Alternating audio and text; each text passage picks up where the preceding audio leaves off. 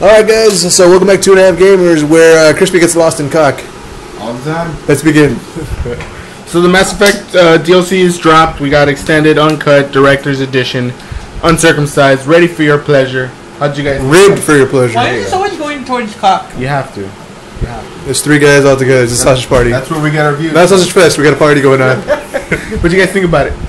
Well, considering the fact that I actually I barely beat the game and then played that one, I felt that it was just a lot more options to talk randomly. They really didn't add anything onto it other than the 4th option, which is to just negate any option other than that. No. Like, no, I won't do it. I want to take a nap. Which pretty much that. All they did was give you that. I'll give you that option just to refuse to do anything, and it's funny because if you refuse, it just goes blank. It goes to another screen where it starts off with a hologram telling you, "Well, we found this galaxy and died." Nice. So that's what they added on for you guys. I thought it was cool. It was all right. I mean, I think this was supposed to be an original game, but the game was rushed. But I Considering they rushed the new ending after they had to scrap the old ending because of the leaks. Yeah, the fucking leaks. But yeah, goddamn internet. But yeah, I mean, it was cool. It was pretty nice that they even gave us this, but it really didn't answer any of the questions that Actually made a lot more questions. Yeah, it made more plot holes in the story. So, I mean, will they fix them? No. Will they give more DLC to probably make more plot holes? Probably so. You can't start filling holes without making more holes. But on the bright side, for those of you who chose the destroy ending, which is probably the best ending in there, guess what? You remember at the end where, well, for those of you also who had full galactic readiness, Shepard is alive, and it's been confirmed that there is going to be more DLC to follow that up. So there's something. Yeah. The game continues, and I still have to finish this game. Guys. you have to play it. So yeah. So I'll have to finish it 3 more times. I gotta finish the DLC 3 more times in order to get everything correct. Start all over again 3 times. But yeah, it's pretty cool. It kind of sucks that they have to do DLC in order to close the story off. But I mean, I guess that whatever Bioware does, I'll basically buy. So.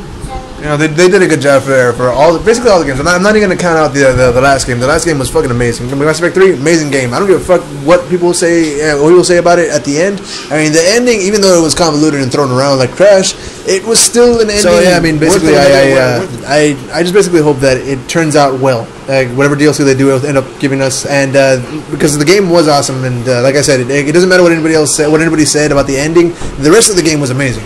The ending, even if the ending by itself is still a good ending, it's just misplaced. It's just misplaced. It was a subpar ending in my opinion, but I mean they did the best what they could with a rushed ending. I mean they didn't have a lot of time to do it. I give them credit for doing a subpar ending with what they had. That'll give them credit for it. But what they had, they did great though. Yeah, they did subpar. But in my opinion, I don't know if the whole DLC thing's gonna be priced or whatever. It's gonna have a price on it to get the rest of the story. If you do, then that's gonna cause a fucking outcry. But if it doesn't, I mean, that's fine. Either way, I can say whatever I want. BioWare did a great job, and I'll buy whatever they make. Alright, so it seems The Last of Us has caught the eye of PC gamers, and they're a little bit jealous. So much so that they have started petitioning for it to go to PC. When I found this thing, it made my day. I was reading an overview of a demo of The Last of Us, and it was just hilarious. After I read the demo and how good it was and how amazing and how different choices we have, it was awesome. And I went to the comments online to see what people had to say about it, and then I found this petition of 280 people saying, idiots, please let this come to the PC. If we petition it, it'll come. I'm like, what? Do these guys make no research whatsoever? Because I don't know if anybody knows, and I'm talking directly to those 280 people who are probably not watching us, that this is a first-party studio game. There's no fucking chance for it to go to you guys. So Although you guys like to talk shit about the console, that's the only way you're gonna be able to play, motherfuckers. That's the only way. They talk shit about us. Oh, they should bring this game to the consoles or whatever. Now they're doing it. And what's up? What's up, bitch? Come at me, bro. Dude, don't be scared. Get that stuff out here. Yeah, and it's funny though because although PC gamers, this is another instance in where if this game were to ever go to PC, it would probably make PC fucking stand out again because. The only reason PC gaming is still up there is because console games started being so awesome that PC gamers wanted to port it over, and PC gamers got that ability, and they got the sales. That's the only reason they're still alive. And this is another instance in where they fall. Yep. So, I don't think it'll be on PC. It's still, I would like to see it 100% on there. It's pretty crazy. I think at that point our eyes will explode though. Yeah, it just melts. No, explode, not melt. No, and explode. Shoot hot eyeball juice at you. I would love it to be on PC, to be honest with you, but I would rather see it on next-gen consoles because basically it's going to be a high-end PC. But this is just a little hypocriticalness of PC fanboys. They've always done shit like this, but fuck them. They don't get it. It's hypocrisy is the word you're looking for. No, it's hypocriticness. Hypocriticness. It's a word. All right, so we're closing off with this hypocriticity with that. So yeah. All right, so we move on to what the fuck news. Crispy, what do we got? Oh, fuck that. Fuck you, Crispy. We go. What do we got? So Square Enix came out and blatantly said, "Hey, I know you guys want Final Fantasy VII HD remake, but I don't feel like you need it because we haven't outdone ourselves yet. So you're not gonna get it till then. So are we ever gonna get it?" The way it's going, I don't fucking see it in sight ever. They're what, on 15 now, and not one has not too close. No, not a single one has been anywhere near 7, sir. No, and they told us 10-2 was disgusting. I heard 13 was good, but I've heard mixed reviews on it as well.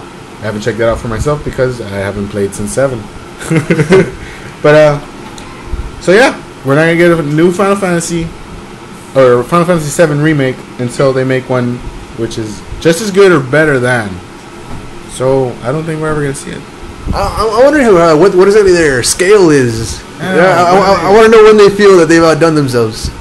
Well, this is another problem, unfortunately, with a giant company making great games that are horrible but still keep selling. Final Fantasy X2 being an example. Final Fantasy 13 and 13-2, they sold awesome. They're the best-selling Final Fantasies and of the series, and they still keep selling. So basically, they said we're never gonna make a Final Fantasy HD remake as long as you keep buying marginal shit. Yep. So we're kind of screwed there, guys. I kind of wanted to see it before I died, but oh well. I think the series is gonna die long before you die, though. So. Well, the funny part about it is that what was I gonna say? I completely forgot what I was gonna say. There we go. And that's why I didn't throw to you in the first place. Yeah, I forgot what I was gonna say. And with that, we close off What the Fuck News. Breaking news on 2.5 Gamers on the gaming scene. Gaikai officially becomes a part of Sony Computer Entertainment. This brings in speculation of what the PS3 and the PS4 are going to have with cloud saving and cloud gaming. Very prospect things that Sony can do. We will have more information for you guys in the coming week for This Week in Gaming. Stay tuned. Alright, so we move on to this week's Game Fail. This week, we have Radical Studios being closed down by Activision. Why? Well, because apparently they did very poor sales, and it's not Call of Duty. So see that? You heard them closing down? That's them. That's them closing down. Yeah, it's simply because they're not Call of Duty. That's what they're working off of, and that's what they live off of. It's their bread and butter. So they're closing everything else down slowly. Watch out. I feel saying that it's a little too vicious of an attack, considering the fact that they sold pretty crappily. I mean, the first game wasn't that good and didn't sell that good either, and the second one, well, there shouldn't have been that good. There shouldn't have been. But the fact that they pushed it forward and did it means that you support it, even if it does shittily. Yeah, that was Activision's choice. But when it did do shittily, which it did, I felt it was an okay thing to do to shut it down. Shittily is a new word. It's a real word. It is. It's a new word that I'm inventing. The first game was horrible. I didn't know why they would even try to make a new one, and they actually did. But I'm not missing this at all. I'm happy with this closing. I said finally. I mean, I can understand why they're closing in the business. Business. It's my business, bitch. In a business perspective, I mean, there's like Patrick says, and it stays in my mind. There's no such thing as a nice decision in a business way. So I mean, I can understand them closing it, and it's sad, but I mean, that's Activision being Activision, and really the only way they'll ever change is when Call of Duty doesn't do good anymore, and that's going to be a long time from now. Pretty much, and so I'm like, but again, I say it's an unfair attack to say, oh, it's because it's not Call of Duty. Well, it's a fair attack because I mean, if you really look at it, all the games that didn't do well from Guitar Hero, all those games that they used to have, they don't make them anymore because they don't sell well compared to Call of Duty. They blatantly said that they stopped making Guitar Hero so they could basically make room for developers to make more Call of Duty games like Neversoft.